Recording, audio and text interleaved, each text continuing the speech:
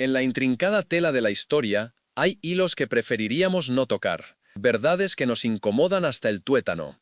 Nos adentramos hoy en el eco ensordecedor de un silencio, el de mujeres aparentemente comunes que vivieron vidas de opulencia desmedida. Esposas de jerarcas nazis, cuyas mesas de porcelana fina se cubrían de polvo mientras la ceniza de los crematorios se posaba sobre sus jazmines. Mujeres que arropaban a sus hijos por la noche, ajenas o fingiendo serlo, al traqueteo de los trenes cargados de condenados que pasaban bajo sus ventanas. Fueron testigos de horrores tan inconcebibles que la humanidad aún lucha por asimilarlos.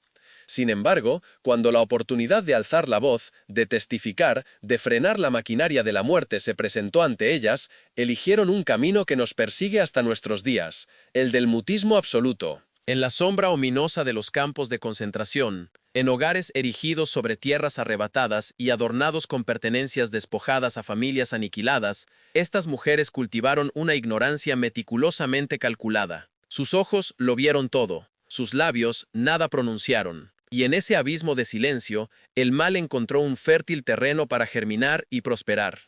¿Qué recovecos de la mente humana permiten a una madre ignorar los gritos de agonía mientras prepara la cena para sus pequeños? ¿Qué mecanismo psicológico nos lleva a desviar la mirada del abismo? Y quizá, lo más inquietante de todo, ¿cuántas de estas mujeres no fueron forzadas al silencio por el miedo paralizante, sino que lo escogieron voluntariamente para salvaguardar sus vidas cómodas y exentas de sobresaltos? Las respuestas a estas interrogantes desvelan una oscuridad inherente a la condición humana, una que se proyecta mucho más allá de las fronteras de la Alemania nazi. Nos revelan cómo individuos comunes y corrientes pueden convertirse en cómplices de una maldad descomunal, no a través de grandes faltas morales, sino mediante decisiones cotidianas y aparentemente insignificantes de mirar hacia otro lado, de callar, de priorizar el bienestar personal sobre el imperativo de la conciencia. Esta crónica no versa sobre criaturas monstruosas, su terror es mucho más profundo, pues es la historia de vecinos, de madres, de mujeres que podrían haber sido cualquiera de nosotros, y nos habla de las consecuencias devastadoras que sobrevienen cuando el acto de atestiguar se convierte en una carga que nos negamos a soportar, dejando un legado de dolor incalculable. Habitaron un paraíso edificado sobre el mismísimo infierno, y su silencio contribuyó a la edificación de la maquinaria genocida. Esta es la desgarradora narrativa de sus vidas, un testimonio para la posteridad. Para comprender este fenómeno, es vital adentrarnos en las vidas de quienes, como camaleones sociales, se mimetizaron con la normalidad más sombría. En la primavera de 1939, una mujer llamada Gerda Schneider se instaló en un flamante hogar recién construido, situado a escasos metros del perímetro alambrado del campo de concentración de Sachsenhausen. Su esposo, un oficial de las SS, había ascendido de rango y la residencia venía anexa al puesto. Desde la ventana de su cocina, los torreones de vigilancia eran una vista cotidiana. Desde su jardín, en días específicos, cuando el viento cambiaba de dirección, un olor a humo que no provenía de ninguna chimenea doméstica se filtraba por el aire, impregnando la atmósfera con un aroma ominoso. Gerda mantuvo diarios meticulosos a lo largo de toda la contienda. Décadas después, investigadores los hallaron sellados en un baúl en el desván de su hija. Lo escalofriante de sus anotaciones no reside en lo que describen, sino en lo que deliberadamente omiten. Escribía sobre la siembra de tulipanes, la fiesta de cumpleaños de su pequeña, las dificultades del racionamiento de azúcar y la escasez de servicio doméstico competente. Los mismos días en que prisioneros eran ejecutados a apenas unos cientos de metros de su hogar, Gerda registraba recetas culinarias y se quejaba del clima, como si el mundo exterior no existiera. Esto no era una simple ignorancia, era una compartimentación psicológica activa y premeditada. Los estudiosos actuales comprenden que esposas nazis como Gerda desplegaron sofisticadas estrategias mentales para mantener su estado de negación. Crearon realidades paralelas en sus mentes, donde el horror que presenciaban no coexistía en el mismo espacio que sus vidas domésticas. Vieron los camiones, oyeron los disparos, notaron la ceniza que caía, y luego eligieron, con una frialdad perturbadora, desver, desoír y desatender. ¿Por qué una mujer, por lo demás común, desarrollaría defensas psicológicas tan extremas? Porque la alternativa era sencillamente insoportable. Ver la realidad en toda su crudeza implicaba enfrentarse a una elección imposible: hablar y encarar una muerte segura, o permanecer en silencio y asumir la carga de su propia complicidad. La mayoría optó por una tercera vía, la de no ver realmente nada en absoluto, como si una venda invisible cubriera sus ojos. La ideología nazi, al definir el rol femenino, tendió una trampa perfecta para la responsabilidad moral. El régimen dictaminó que las mujeres debían permanecer en el ámbito doméstico, consagradas a los hijos y al hogar. La política y los asuntos de Estado eran dominios exclusivamente masculinos. Esta división artificial permitió a las esposas nazis invocar la ignorancia, alegando que simplemente obedecían a sus maridos, tal como la doctrina nacionalsocialista exigía. Sin embargo, los documentos históricos revelan que esto, con frecuencia, no era más que una conveniente ficción, un elaborado pretexto para eludir la verdad. Un ejemplo que desafía la percepción de la normalidad es el de Ilse Koch, esposa del comandante de Buchenwald, quien se ganó el infame apodo de la «bestia de Buchenwald». Pero antes de que sus actos sádicos se hicieran de dominio público, ante otras esposas de las SS, ella no era más que una ama de casa gestionando una gran propiedad. Organizaba tertulias amenas, discutía sobre jardinería y sonreía en fotografías junto a sus hijos. Sin embargo, en secreto, seleccionaba personalmente a prisioneros con tatuajes distintivos para ser ejecutados, y luego ordenaba que su piel fuera curtida para confeccionar pantallas de lámparas y guantes, un horror inimaginable. Lo que distingue a Ilse Koch de otras esposas nazis no es que ella fuera testigo de atrocidades, mientras las demás no lo fueran. La diferencia estriba en que ella participó activamente en ellas, mientras que las otras lo hicieron a través de su silencio cómplice. Análisis históricos recientes sugieren que esta distinción tuvo menos relevancia de la que antaño creímos. La esposa que desvió la mirada mientras su esposo perpetraba asesinatos se convirtió, por su inacción, en parte integral de la maquinaria que permitió la continuidad de esos crímenes atroces. Magda Goebbels, cónyuge del ministro de propaganda Joseph Goebbels, asistía a mítines donde Hitler hablaba sin tapujos sobre la eliminación de los judíos de Europa. Cenaba en mesas donde se debatían los planes de deportación y exterminio. Lucía joyas arrebatadas a familias aniquiladas y residía en una mansión confiscada a una familia judía exiliada.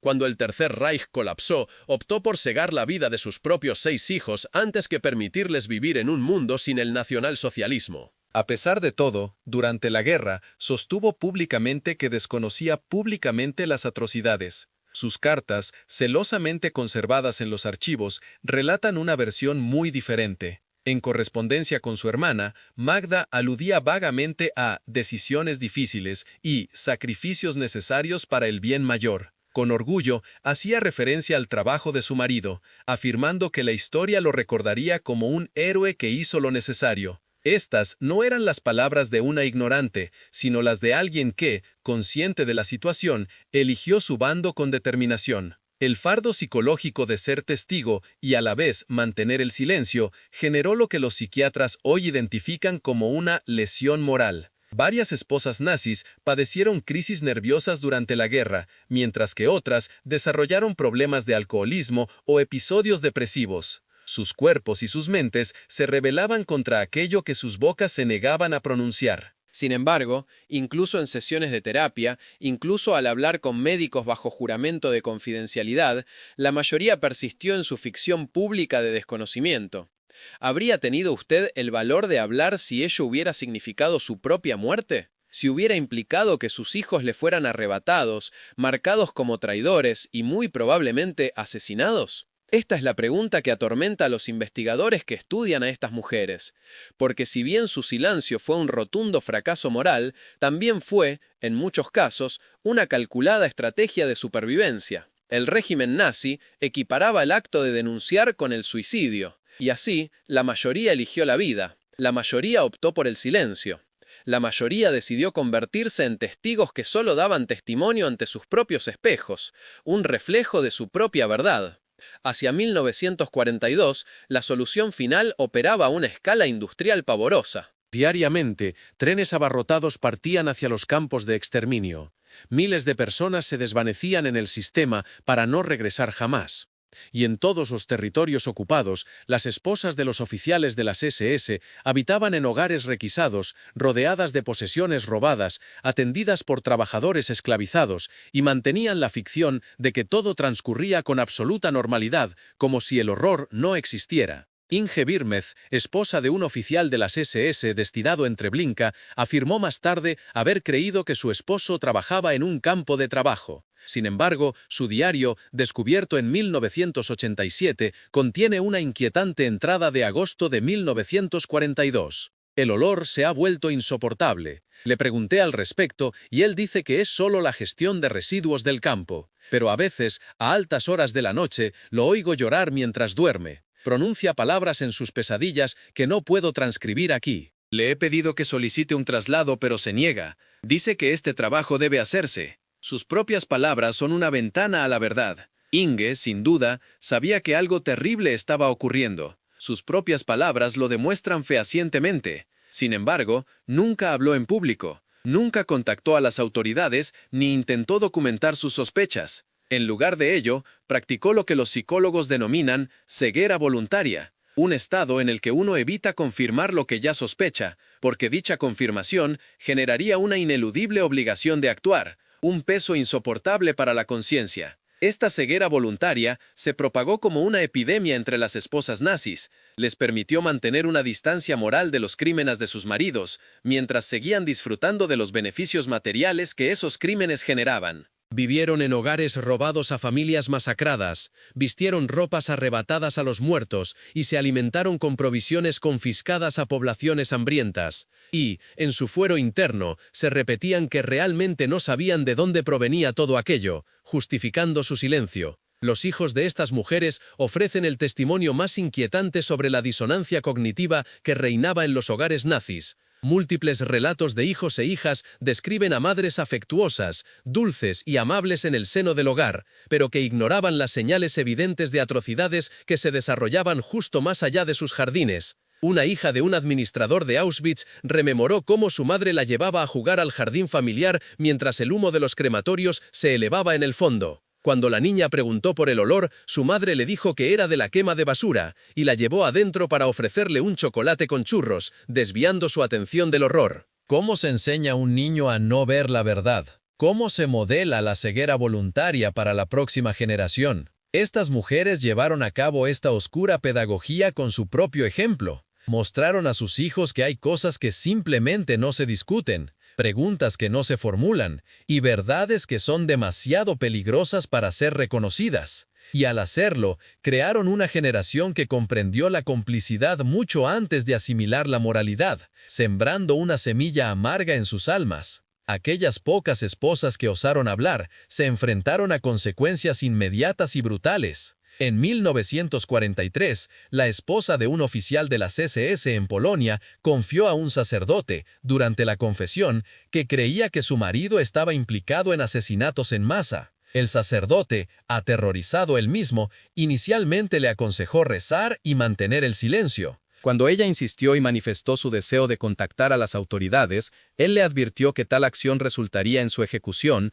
y muy probablemente también en la muerte de sus hijos. Ella optó por el silencio. 6 meses más tarde, sufrió un colapso mental completo y fue internada en una institución psiquiátrica. Su marido la hizo declarar mentalmente inestable y obtuvo la custodia de sus hijos. Pasó el resto de la guerra en un centro psiquiátrico, silenciada, en efecto, no por el Estado, sino por su propio intento de resistencia. Su historia se difundió discretamente entre las esposas de las SS como una advertencia. Hablar no conduce a la justicia, sino a la destrucción más absoluta. Esto forjó un círculo vicioso de miedo y silencio. Cada mujer que consideraba hablar podía ver lo que le sucedía a quienes lo intentaban. El riesgo no era una abstracción. Se demostraba diariamente con las desapariciones de cualquiera que cuestionara el régimen. Y así, el silencio se hizo más profundo, se institucionalizó, se convirtió en el modo de supervivencia predeterminado, un laberinto sin salida. No obstante, debemos plantearnos,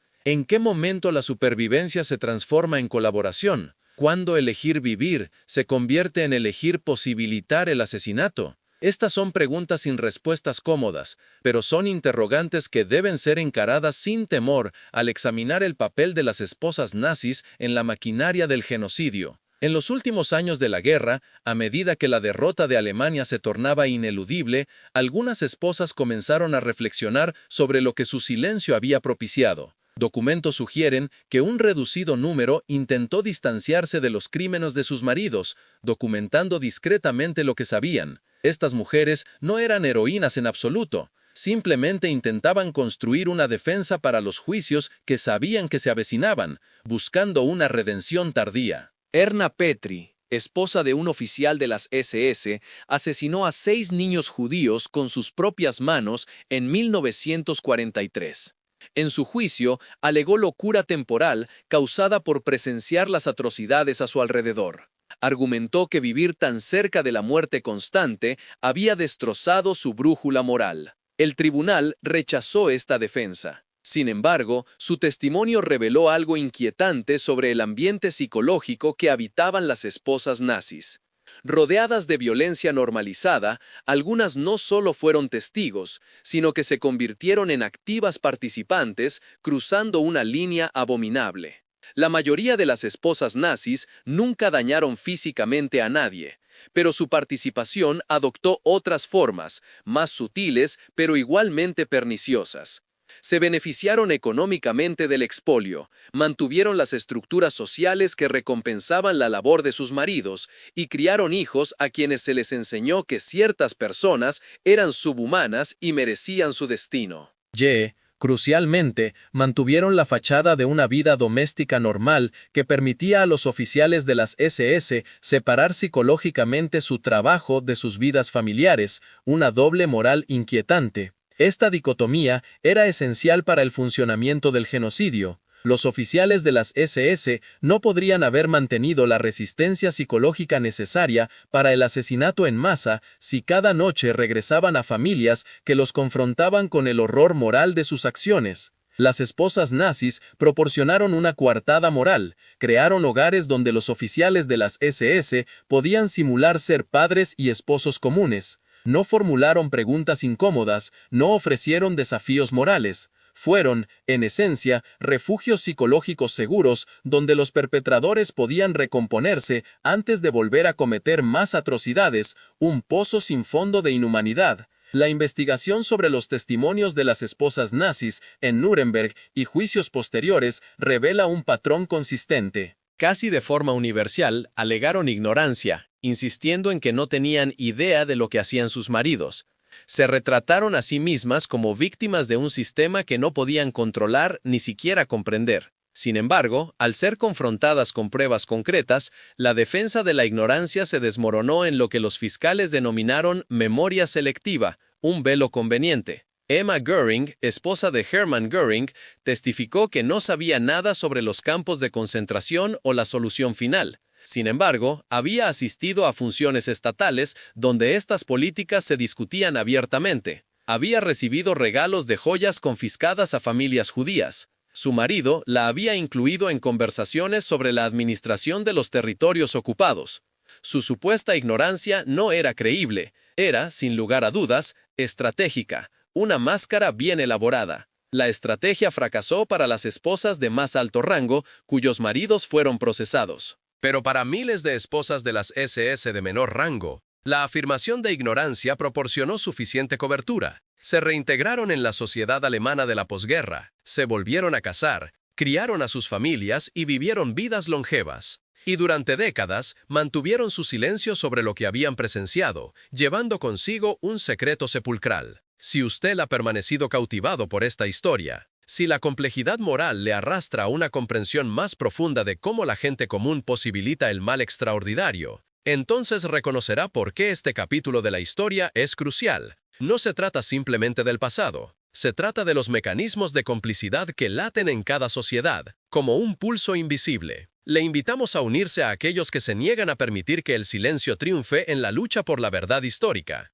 Haga clic en el botón de Super Gracias para apoyar esta labor y juntos desentrañar los hilos ocultos de la historia. El fantasma del Holocausto proyecta una sombra ineludible sobre la conciencia colectiva, y en el corazón de esta oscuridad persiste una pregunta que golpea el alma. ¿Qué responsabilidad moral tuvieron las esposas nazis ante la magnitud del horror? Su legado, más allá de la maquinaria de la guerra, nos susurra una advertencia sombría sobre la complicidad silenciosa. No fueron meras espectadoras, su pasividad cotidiana, tejida en el tapiz de una existencia aparentemente normal, fue un engranaje crucial en la rueda del genocidio. Este no es un mero asunto del pasado, sino un espejo que nos confronta hoy, instándonos a reflexionar sobre las atrocidades que elegimos no ver en nuestro propio tiempo. A menudo nos resulta reconfortante pensar que el mal de tal envergadura es obra de monstruos, de figuras caricaturescas desprovistas de humanidad. Sin embargo, la inquietante verdad de las esposas nazis reside precisamente en su aparente normalidad. Eran madres, amas de casa, vecinas, personas comunes que, a través de una miríada de pequeñas decisiones diarias, se deslizaron hacia fallas morales extraordinarias. Su historia es un escalofriante recordatorio de que la oscuridad más profunda no siempre surge de la villanía evidente, sino de la inacción y la comodidad de quienes, al ser testigos de la injusticia, eligen guardar silencio. El debate histórico sobre su culpabilidad moral no es una simple disputa académica, es una exploración profunda de la psique humana bajo presión. Algunos historiadores, como quien defiende a la mujer que vive bajo el yugo de un sistema patriarcal opresor, las presentan como víctimas del sistema, privadas de poder real o de capacidad de elección. Otros, con la firmeza de un juez ante la evidencia, argumentan que todo adulto que presencia un genocidio tiene una responsabilidad ineludible por su silencio, sin importar los riesgos personales que implicara alzar la voz. La verdad, como casi siempre, reside en ese incómodo punto medio. Estas mujeres se movían dentro de un entramado nazi que les otorgaba un poder limitado, ciertamente, como un pájaro en una jaula dorada. Pero sería un error garrafal calificarlas de totalmente impotentes. Tenían, en los recovecos de su vida doméstica, la capacidad de forjar pequeñas, casi imperceptibles, formas de resistencia. Podrían haber rechazado el beneficio de objetos robados, esos tesoros ajenos que llegaban a sus hogares como botín de guerra. Podrían haber sembrado en sus hijos la semilla de la duda, enseñándoles que las acciones del régimen eran intrínsecamente erróneas en lugar de la obediencia ciega. Podrían haber documentado, con un lápiz y un papel escondidos, aquello de lo que fueron testigos, para que la justicia futura tuviera pruebas irrefutables.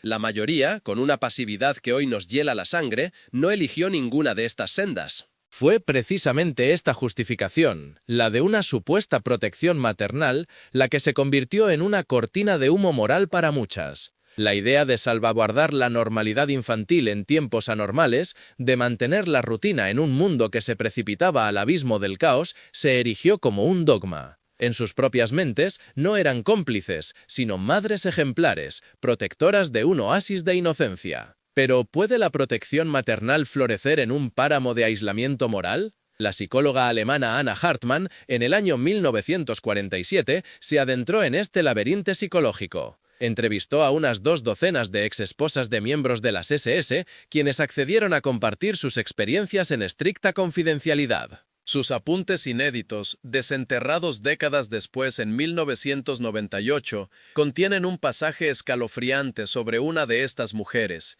a la que Hartmann se refirió como Frau M. Esta mujer vivía con su esposo y sus vástagos en una casa que colindaba con un pequeño campo de concentración en la pintoresca Baviera. Frau M. relató con una frialdad desarmante cómo escuchaba a diario los gritos desgarradores y el estruendo de los disparos. Observaba, día tras día, a los prisioneros desfilando frente a sus ventanas como sombras errantes. Describióles pesadillas recurrentes de su marido y su creciente adicción a la bebida. Y entonces pronunció unas palabras que dejaron a Hartmann estupefacta. Tenía que salvaguardar la pureza de mis hijos.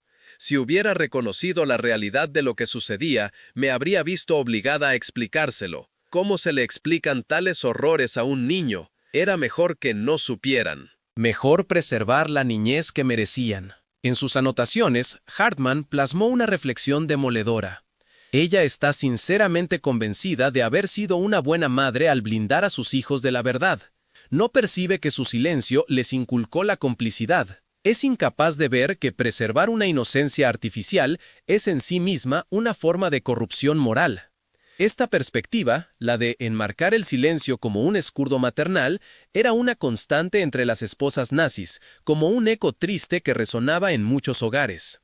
Pero esta protección maternal, si se aísla de la brújula moral, se convierte en un espejismo peligroso.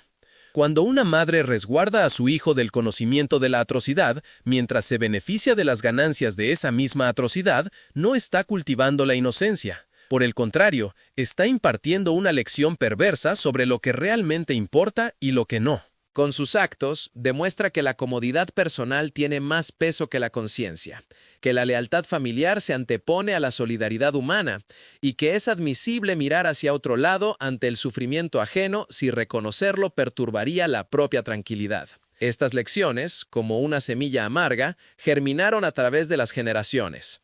Los descendientes de los perpetradores nazis han escrito profusamente sobre cómo fue crecer en hogares donde ciertos temas eran tabú, como fantasmas silenciados. Las preguntas sobre la guerra se topaban con un muro de silencio o con explosiones de ira. Faltaban fotografías de ciertos años en los álbumes familiares, como si esos años hubieran sido borrados de la existencia. Parientes que antes visitaban, de repente, dejaron de aparecer y sus nombres nunca volvieron a ser pronunciados. El silencio de las esposas nazis no se desvaneció con el fin de la guerra, se extendió, como una densa niebla, al periodo de posguerra, construyendo familias cimentadas en un conocimiento tácito y una culpa no reconocida. Décadas más tarde, muchos de estos hijos se convirtieron en adultos desesperados por desentrañar sus historias familiares, como quien busca piezas perdidas de un rompecabezas vital. Comenzaron a formular las preguntas que sus madres se habían negado a responder. Algunas esposas nazis, al encarar la proximidad del final de sus vidas, empezaron a hablar con una sinceridad inusitada. Estas confesiones en el lecho de muerte, como un último aliento de verdad, nos ofrecen los atisbos más crudos y sin filtros de su psicología durante la guerra. Una de estas revelaciones provino de Gertrude, una exesposa de las SS, entrevistada en el año 1992, cuando tenía la edad de 87 años. Le confió a su nieta, con la voz quebrada por el peso de los años y los secretos. Lo sabíamos. Por supuesto que lo sabíamos. No se podía vivir donde vivíamos y no saberlo. Pero, ¿qué íbamos a hacer? Él era mi esposo. Ellos eran mis hijos. Los elegí a ellos. Elegí nuestras vidas. Si eso me convierte en culpable, entonces soy culpable. Pero volvería a tomar la misma decisión, porque la alternativa era perderlo todo. Su nieta publicó estas palabras de forma anónima en un periódico alemán, y la reacción fue explosiva, como un trueno en un cielo despejado. Supervivientes y sus descendientes manifestaron una furia incontenible ante la admisión de Gertrude de que elegiría la comodidad de su familia por encima de las vidas de víctimas inocentes, incluso sabiendo lo que sabía. Sus defensores, como abogados de una causa perdida, argumentaron que ella estaba siendo honesta sobre una elección imposible en tiempos imposibles. ¿Pero fue realmente una elección imposible? La evidencia histórica sugiere que había otras opciones disponibles, aunque escarpadas y llenas de peligros. Algunas esposas de oficiales nazis sí opusieron resistencia, por pequeña que fuera. Un puñado escondió a amigos judíos o proporcionó información valiosa a los movimientos de resistencia clandestinos. Unas pocas, con una valentía que desafía la lógica, se divorciaron de sus maridos y huyeron. Estas mujeres se enfrentaron a riesgos terribles y muchas sufrieron consecuencias severas, pero existieron, lo cual significa que la elección existía. La inmensa mayoría de las esposas nazis optó por el silencio,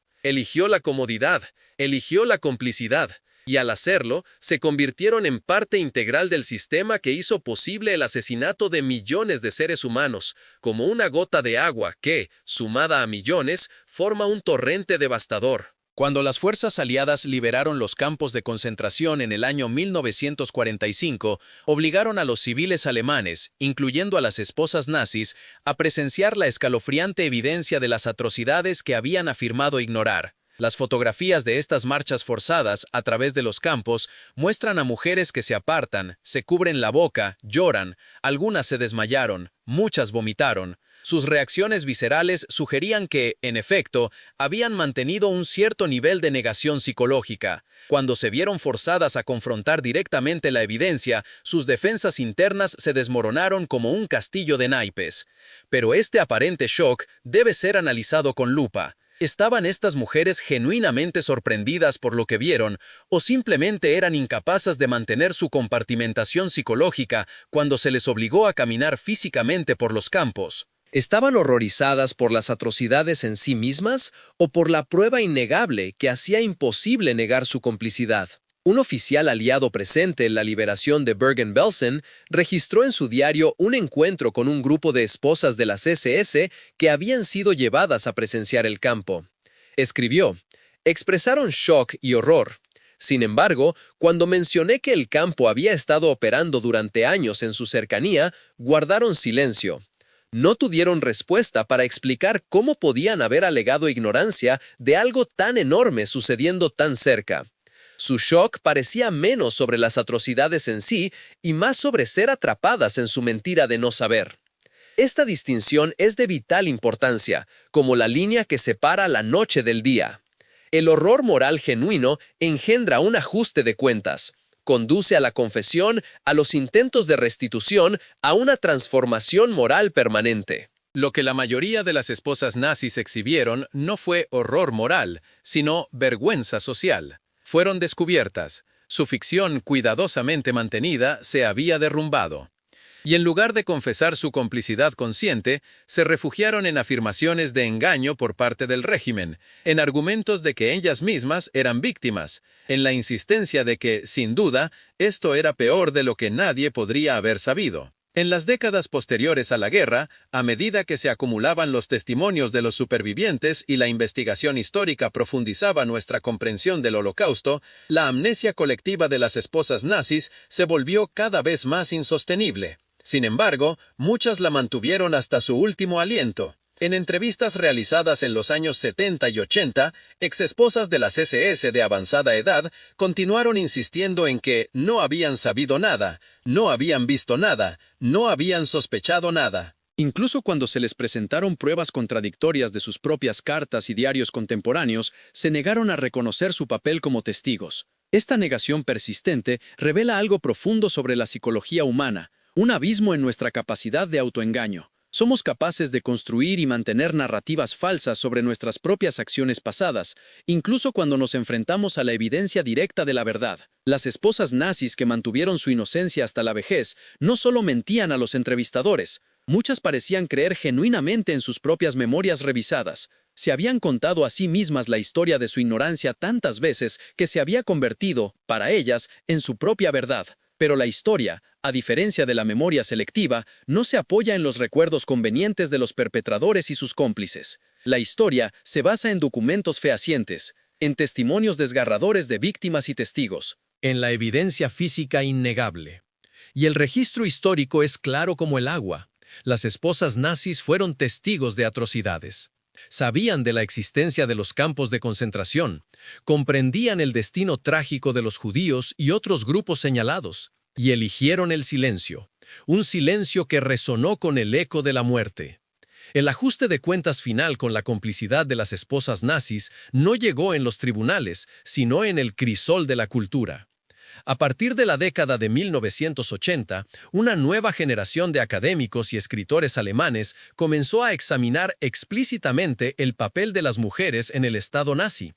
Estos trabajos, como un vendaval de verdad, rechazaron la narrativa anterior que las presentaba simplemente como víctimas de la violencia masculina y la ideología nazi.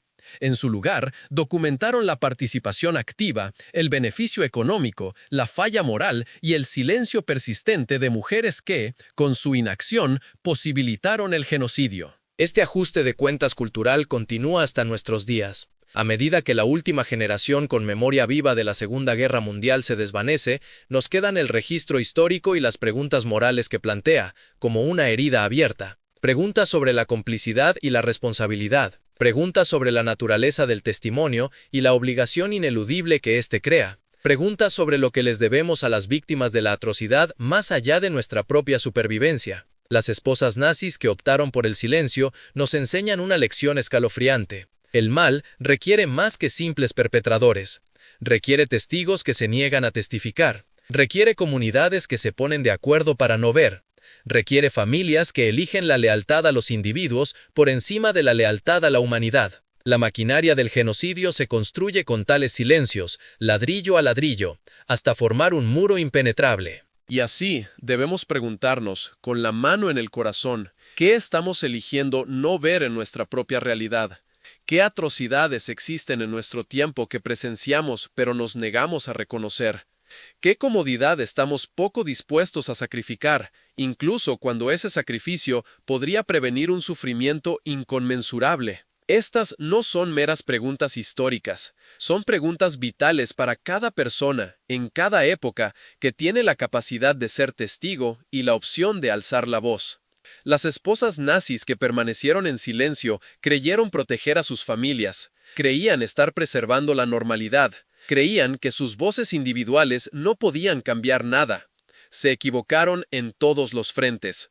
Su silencio contribuyó a construir la atmósfera de aceptación que permitió que el genocidio operara a la vista de todos.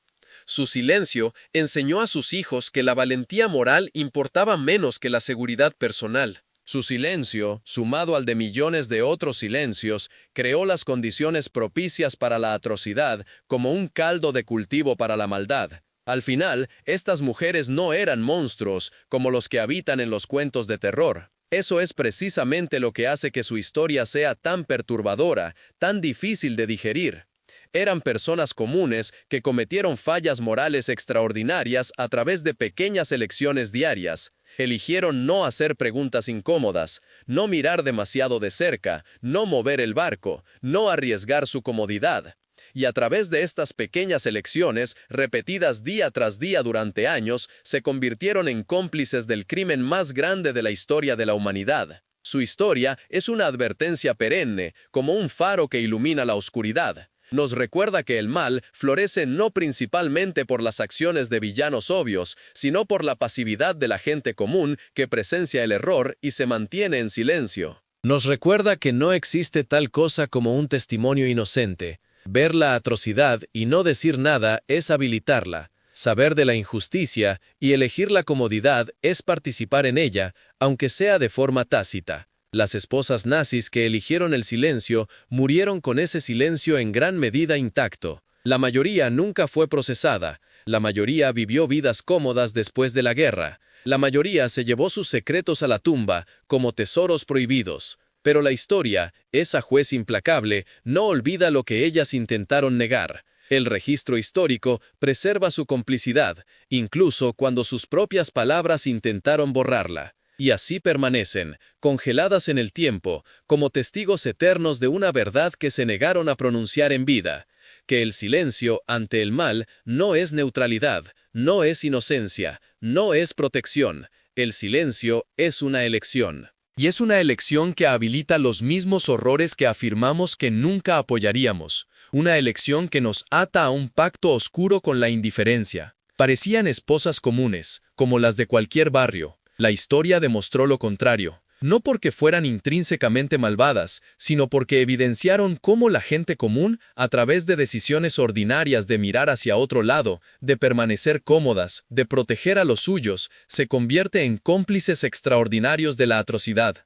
Su silencio no les fue impuesto únicamente por las circunstancias, fue elegido, diariamente, deliberadamente, y en esa elección residió su culpa. La ceniza se posó en sus jardines, el humo se elevó más allá de sus ventanas, los gritos resonaron en sus noches, y ellas no dijeron nada. Ese es su legado, como una cicatriz imborrable en el alma de la humanidad. Ese es su juicio. Y esa es su advertencia para todos nosotros que vivimos en tiempos donde ser testigo crea una obligación que preferiríamos no cargar. El mal rara vez se anuncia con fanfarrias. Por lo general, solo pide nuestro silencio. Las esposas nazis que presenciaron atrocidades le dieron al mal exactamente lo que solicitó. Y en ese regalo de silencio, ayudaron a asesinar a millones.